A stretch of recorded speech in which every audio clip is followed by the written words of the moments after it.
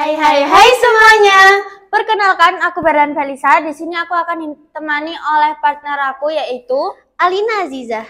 Jadi kalau misalnya ketemu kita berdua nih, kita akan membahas Yup, bener banget, bedah buku.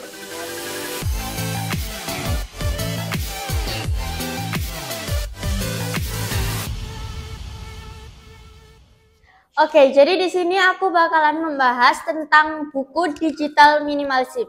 Pengarangnya siapa sih? Pengarangnya yaitu Cal Newport. Penerbit yang menerbitkan buku ini yaitu Mitra Pelita Internusa.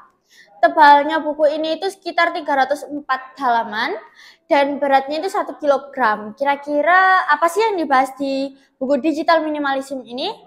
Sebelum kita membahas hal itu, aku bersama partner aku, yaitu Alina. Oke, jadi ini dia orangnya. Sekarang aku mau tanya dulu, kamu tahu nggak sih kayak buku digital minimalism itu apa? buku digital minimalism itu kira-kira ya kalau misalnya diartikan seperti pembatasan gadget ya.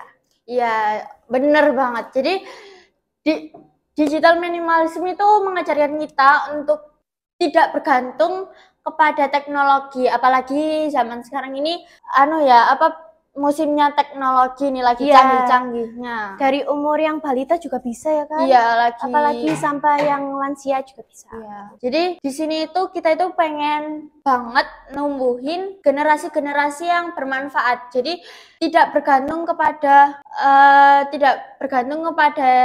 teknologi yang diciptakan oleh orang-orang. Mungkin itu membuat kita cerdas ya, tapi jika ketergantungan itu akan membahayakan diri sendiri. Jadi bisa nggak sih Kak sharing-sharing kayak tips-tips biar kita itu tidak tergantung kepada teknologi? Nah, kalau misalnya dari sumber bukunya sendiri itu dijelaskan kalau kita itu mulai puasa HP atau bisa dibilang sih gak memakai HP selama 30 hari. Tetapi kalau misalnya kita yang melakukan jadi kayak gak kuat nih, soalnya kan juga kita udah benar-benar ketergantungan. Jadi lebih baik kita itu mulai dari yang namanya mungkin 1 jam atau 2 jam gak pakai HP sampai mungkin berhari-hari dan akan membuat kita terbiasa. Nah iya, oke. Jadi aku meluruskan lagi buat tips pertama itu bisa disebut juga digital detox.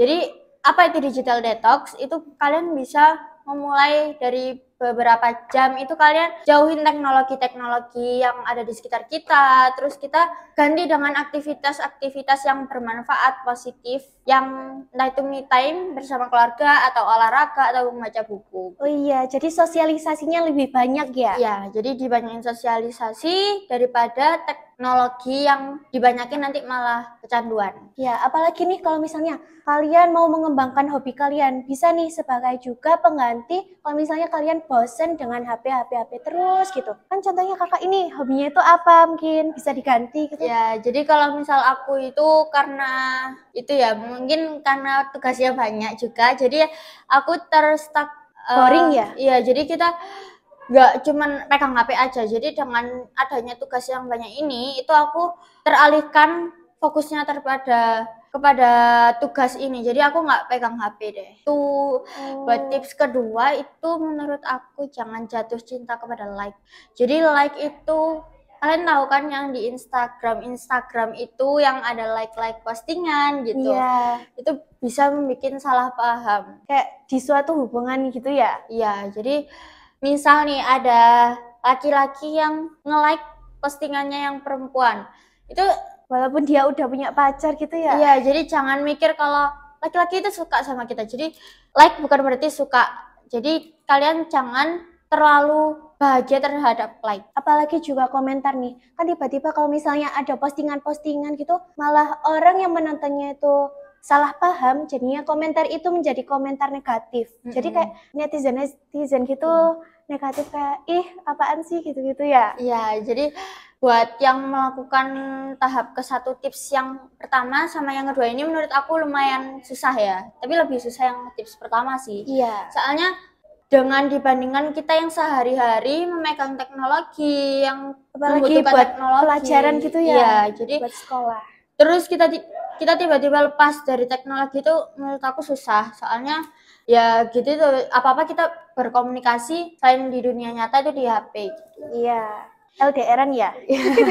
Jadi kita itu pasti suatu suatu kebaikan butuh pengorbanan. Jadi kalian itu jangan khawatir kayak kita kalau misal nggak pegang HP, kalau kita nggak punya teknologi, kalau misal kita nggak bergantung kepada teknologi, itu kalian jangan mikir kayak, waduh nanti aku nggak punya teman, waduh nanti nggak ada yang mau berteman sama aku, nanti dikira kurang update lah, kurang apa. Iya. Jadi kalian itu bisa update melalui kegiatan yang lain. Jadi entah itu kalian bersosialisasi, kayak tanya-tanya kepada yang lain gitu. Iya. Mungkin ada nih pengalaman yang udah kamu terapin dari buku ini di kehidupan nyata? Jadi kalau aku itu men-timer kayak men-setel gitu, HP aku ini aku batasin sampai jam berapa. Jadi terus untuk belajar itu nanti aku belajar, terus nanti rewardnya itu boleh megang HP. Oh, bisa reward yang lain nih mungkin apa gitu? Kalau reward yang lain itu aku menepati kayak aku dengan belajar ini itu beberapa jam yang nanti itu aku bisa melakukan aktivitas yang lain tanpa belajar, seperti itu sih. Oh ya, sedikit mau berbagi pengalaman juga. Kayak contohnya itu mungkin beberapa hari yang lalu itu pernah juga HP aku itu mati.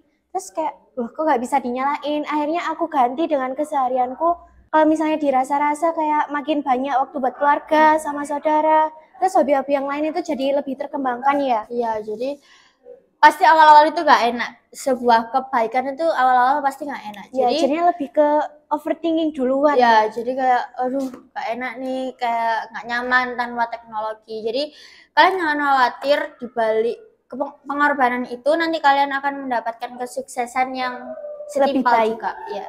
Ya. Jadi untuk yang ketiga itu apa ya kak? Oke, jadi mungkin kakaknya nggak tahu ya. Jadi aku bakalan kasih tahu. Jadi untuk yang tips ketiga yaitu habiskan waktu kalian sendiri seperti me time tanpa teknologi. Jadi ini itu bisa dibilang kalian berpura-pura untuk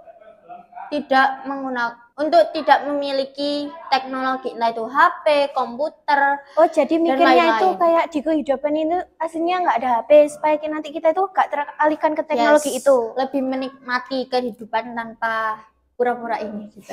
Iya. Jadi kalau misal pakai HP, pakai teknologi itu kan mungkin banyak kesalahpahaman ya, entah itu overthinking, entah itu kayak pembahasan yang Iya. dihujat, itu kayak itu kita bisa terhindar dari itu. Untuk habiskan waktu sendiri ini itu kalian bisa, kalau aku biasanya itu pagi-pagi kalau misalnya nggak sekolah itu aku taruh HP untuk beberapa jam dan aku coba untuk jalan-jalan keluar tanpa megang HP, dan HP-nya itu aku taruh di rumah. Bebas ya, rasanya plong gitu. Iya, jadi kayak kita itu terserah mau ngelakuin apa tapi tanpa teknologi biar enak gitu, nggak ada beban. Iya. Menurut kakak punya nggak sih kayak pengalaman tersendiri kayak tanpa teknologi? Untuk pengalaman tersendiri tanpa teknologi sih udah di yang tadi itu, lebih ke mencakup semuanya itu ada di pengalaman sebelumnya itu.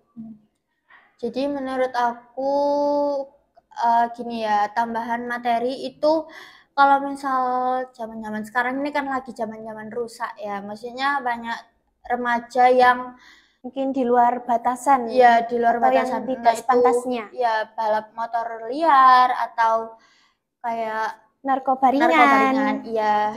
Jadi itu juga bakal terpengaruh dengan digital ini dan teknologi ini. Jadi gimana sih caranya biar kalian itu punya niatan untuk melakukan hal ini? Itu kalian bisa nonton video ini dan kalian juga bisa membicarakan dengan teman terdekat kalian untuk, misal nih aku bicara ke Alina kayak tolong dong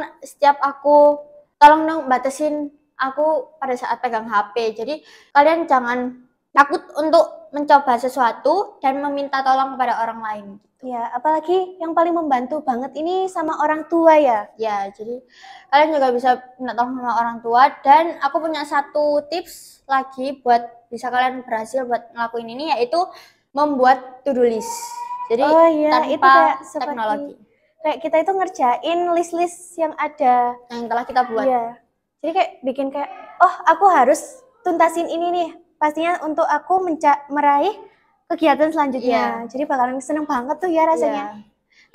Jadi kesimpulan dari buku ini adalah 1. Digital detox, 2. Challenge satu cita terhadap like, dan yang ketiga me time, bisa dengan diri sendiri, orang tua, keluarga, teman atau bestie nih yang mungkin seneng banget gitu ya. Jadi aku ngerekomendasiin banget buat kalian membaca ini. Dan kira-kira di mana ya Kak buat beli ini? Mungkin untuk baca-baca nih ada di perpustakaan kota. Terus kalau misalnya ada mau beli-beli bisa di Gramedia nih. Ya, atau di toko-toko buku lainnya. Nah, mungkin itu aja ya dari pembahasan kita ya. Jadi kalian jangan lupa untuk semangat mencoba hal-hal yang baru tanpa gadget. Ya, jadi aktivitas-aktivitas positif. Oke, itu saja dari kita. See you next time.